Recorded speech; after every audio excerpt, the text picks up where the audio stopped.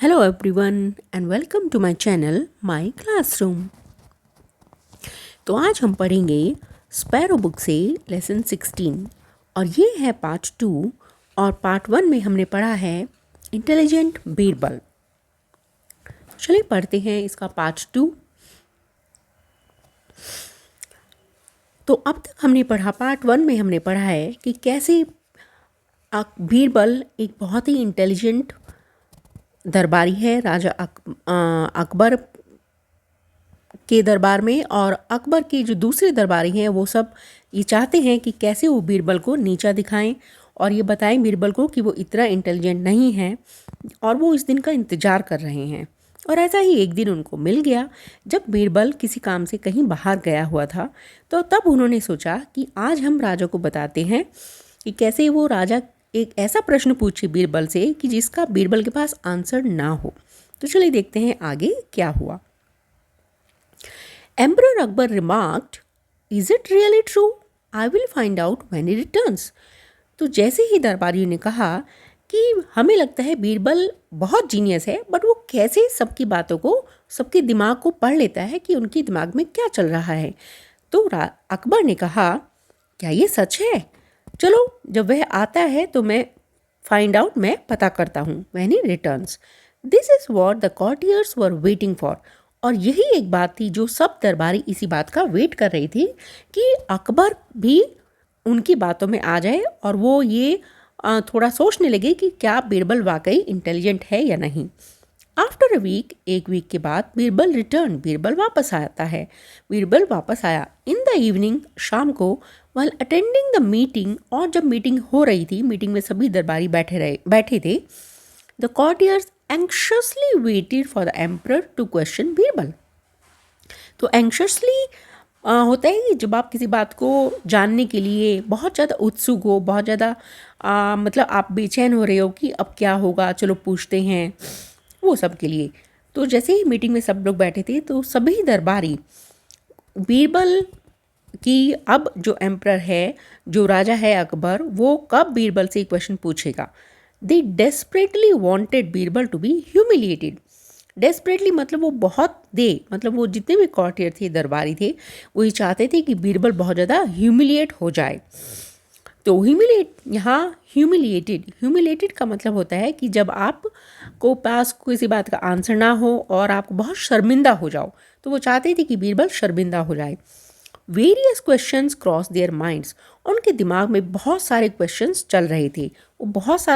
वो जानना चाहते थे कि कब ऐसे होगा, हाउ विल ही रिएक्ट, और जब अकबर बीरबल से पूछेगा तो बीरबल कैसे रिएक्ट करेगा जब उसके पास आंसर नहीं होगा। Will he leave emperor Akbar, क्या वो जो अकबर राजा थे उनको छोड़ देगा, यानी उनका दरबार छोड़ देगा। वुड ही टेल ए लाई, और क्या वो झूठ बोलेगा। After discussing all the important matters, so emperor Akbar asked Birbal. तो जब बहुत सारे सभी जितने भी इम्पॉर्टेंट मैटर्स थे, इम्पॉर्टेंट जो और दूसरे मामले थे, उन पे अकबर ने बीरबल से सबके साथ डिस्कस कर लिया। अब अकबर ने बीरबल से पूछा, इज़ इट ट्रू, क्या ये सच है, that you can even read mind of others, कि तुम दूसरों के माइंड में क्या चल रहा है वो सब पढ़ लेते हो बीरबल, क्या ये सच है। Birbal was taken aback for a second. Taken aback का मतलब होता है आश्चर्य हो जाना, सरप्राइज हो जाना। अब बीरबल एक सेकंड के लिए सरप्राइज हो गया कि ये क्या क्वेश्चन है। He had a quick look around, उसने जल्दी से अपने चारों तरफ देखा। He saw a nasty smile on the faces of some of the courtiers. यहाँ सॉ अ नेस्टी स्माइल, तो उसने जितने और दरबारी थे उनके फेस पर एक नेस्टी स्माइल, एक अजीब सी स्माइल देखी। He quickly turn back to the emperor and replied calmly, और वो क्विकली मतलब तेजी से, जल्दी से, बैक टू द एम्परर की तरफ घूम गया, एम्परर की तरफ देखा, एंड रिप्लाइड कामली, और बड़े आराम से उसने उत्तर दिया। I can certainly read the mind of each and every person. Certainly मतलब वो श्योर था कि मैं 100% श्योर हूँ कि मैं ईच एंड एवरी मतलब हर एक आदमी का माइंड पढ़ सकता हूँ। Other than your self present in this court, इस अदर देन योर सेल्फ मतलब आपके अलावा, प्रेजेंट इन दिस कोर्ट, इस कोर्ट में जितने भी हैं, इस कोर्ट में जितने भी लोग हैं हर एक व्यक्ति का मैं माइंड पढ़ सकता हूँ, बट आपका नहीं, यानी आपके अलावा। He glanced slyly at the courtiers. Slyly मतलब थोड़ी चालाकी से, ग्लांस्ड मतलब देखना, तो उसने बाकी दरबारियों की तरफ बड़ी चालाकी से देखा। Emperor Akbar asked him to say quickly. अब एम्परर अकबर जो थे उन्होंने कहा तुम जल्दी से बताओ कि क्या हो, कैसे तुम पढ़ सकते हो। बीरबल आंसर, अब बीरबल ने उत्तर दिया, each of your courtiers gathered here are all thinking the same. तो उसने कहा कि यहाँ पर जितने भी कॉर्टियर्स, जितने भी दरबारी यहाँ हैं, गैदर्ड मतलब इकट्ठे हुए हैं, ऑल थिंकिंग द सेम, सब एक ही बात सोच रहे हैं। दे आर विशिंग दैट, वो सब एक ही विश कर रहे हैं, मतलब एक ही बात क्या उनके मन में चल रही है, may our emperor have a long life and that is he is able to rule us forever. तो उसने कहा कि जो जितने भी दरबारियाँ इकट्ठे हैं वो सब एक ही बात सोच रहे हैं और वो ये सब विश कर रहे हैं, यानी उनके मन में ये बात चल रही है, वो ये मांग रहे हैं कि भगवान करे हमारा जो एम्परर है वो बहुत लॉन्ग लाइफ, वो बहुत सालों तक जिए और वो हमेशा हम पर ऐसे ही शासन करता रहे, हमारे राजा ऐसे ही बने रहें। He turned to the courtiers and said, अब वो कॉर्टियर जो दूसरे दरबार थे उनकी तरफ घूमा और कहा, इज़ इट नॉट ट्रू, क्या ये सच नहीं है।